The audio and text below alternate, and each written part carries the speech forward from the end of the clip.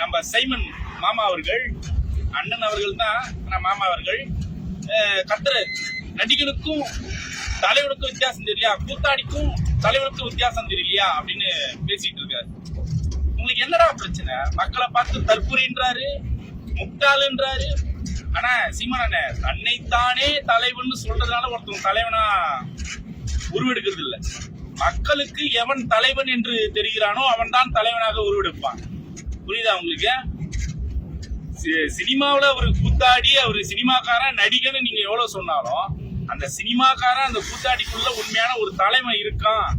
அத மக்கள் தெரிஞ்சதுனாலதான் அவனை தலைவனா எடுத்து இன்னைக்கு எங்க சிஎம் அவர்களை உட்கார வச்சிருக்காங்க. முன்ன நடிகனா தான் பாக்குறாங்க, உன்னை நடிப்பாளாய் தான் பாக்குறாங்க, நீங்க ஒரு கட்டுக்கதையை சொல்ல வந்தவன் தான் பாக்குறாங்க. அதனாலதான் இப்ப நீ என்ன பண்ற, சிவகார்த்தியின் படத்துல போய் சிஏஓன்னு அந்த படத்துல நடிக்கிற, அப்புறம் லீக் படம் ஏதோ எல்ஐகேன்னு போய் நடிச்சுட்டு வந்த. இப்ப நீங்க தெரிஞ்சுக்கணும், புரிஞ்சுக்கிட்டோம், நீங்க உள்ள போய் ஆராய்ச்சி தெரிஞ்சுக்கிடணும். இப்ப தலைமை யாரு நடிக்காருன்னு தெரிஞ்சுக்கிடணும்.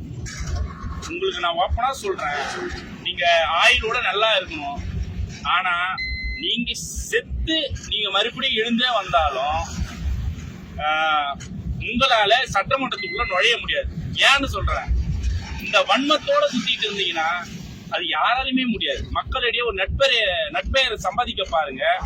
அடுத்த கட்டத்துக்கு நம்ம கட்சி எப்படி கொண்டு போகலான்னு பாருங்க. ஆனா ஓட்டு போடாத மக்களை பார்த்து நீ தற்கொலை முட்டாள், அதை கைவிடுங்க அப்படின்னு சொல்றேன்.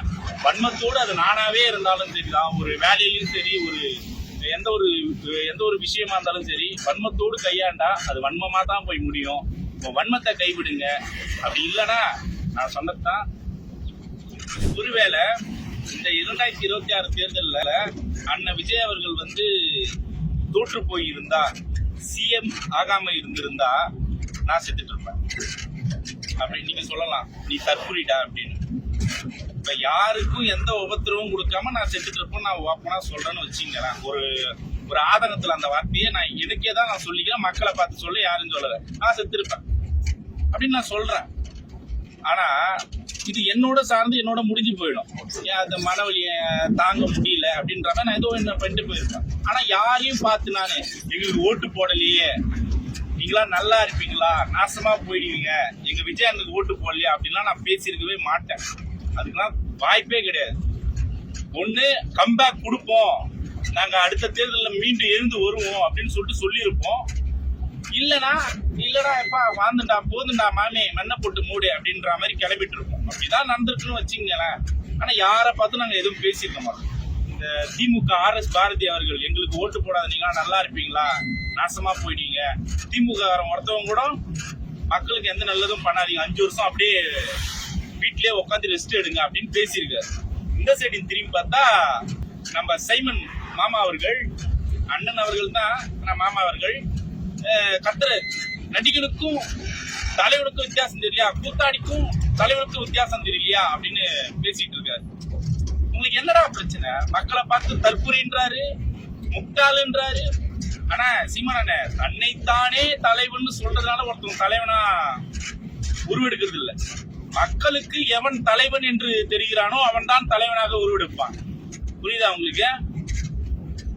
சினிமாவில ஒரு கூத்தாடி, அவரு சினிமாக்காரன் நடிகன்னு நீங்க எவ்வளவு சொன்னாலும் அந்த சினிமாக்காரன் அந்த கூத்தாடிக்குள்ள உண்மையான ஒரு தலைமை இருக்கான். அத மக்கள் தெரிஞ்சதுனாலதான் அவனை தலைவனா எடுத்து இன்னைக்கு எங்க சிஎம் அவர்களை உட்கார வச்சிருக்காங்க. முன்ன நடிகனா தான் பாக்குறாங்க, உன்னை நடிப்பாளாய் தான் பாக்குறாங்க, நீங்க ஒரு கட்டுக்கதையை சொல்ல வந்தவன் தான் பாக்குறாங்க. அதனாலதான் இப்ப நீ என்ன பண்ற, சிவகார்த்தியின் படத்துல போய் சிஏஓன்னு அந்த படத்துல நடிக்கிற, அப்புறம் லீக் படம் ஏதோ எல்ஐகேன்னு போய் நடிச்சுட்டு வந்த. இப்ப நீங்க தெரிஞ்சுக்கணும், புரிஞ்சுக்கிட்டோம், நீங்க உள்ள போய் ஆராய்ச்சி தெரிஞ்சுக்கிடணும். இப்ப தலைமை யாரு நடிக்காருன்னு தெரிஞ்சுக்கிடணும். உங்களுக்கு நான் ஓப்பனா சொல்றேன், நீங்க ஆயுளோட நல்லா இருக்கணும். ஆனா நீங்க செத்து நீங்க மறுபடியும் எழுந்தே வந்தாலும் உங்களால சட்டமன்றத்துக்குள்ள நுழைய முடியாது. ஏன்னு சொல்றேன், இந்த வன்மத்தோட சுத்திட்டு இருந்தீங்கன்னா அது யாராலுமே முடியாது. மக்களிடையே ஒரு நட்பெயரை சம்பாதிக்க பாருங்க. அடுத்த கட்டத்துக்கு நம்ம கட்சி எப்படி கொண்டு போகலான்னு பாருங்க. ஆனா ஓட்டு போடாத மக்களை பார்த்து நீ தற்கொலை முட்டாள், அதை கைவிடுங்க அப்படின்னு சொல்றேன். வன்மத்தோடு அது நானாவே இருந்தாலும் சரிதான், ஒரு வேலையிலும் சரி, எந்த ஒரு விஷயமா இருந்தாலும் சரி, வன்மத்தோடு கையாண்டா அது வன்மமா தான் போய் முடியும். உங்க வன்மத்தை கைவிடுங்க. அப்படி இல்லைன்னா நான் சொன்னதுதான். ஆயுர்வேதம் ஒரு பொக்கிஷம், நம் ஆயுள் நீட்டிக்கும் அற்புதம். டாக்டர் ஸ்ரீவர்மாஸ் அறுவை சிகிச்சையில் குணம், இது ஆயுட்கால நிவாரணம். டாக்டர் ஸ்ரீவர்மாஸ் அனைத்து நோய்களுக்குமான குணம், நம்ம தலைமுறைக்கான ஆரோக்கிய பொக்கிஷம். டாக்டர் ஸ்ரீவர்மாஸ்.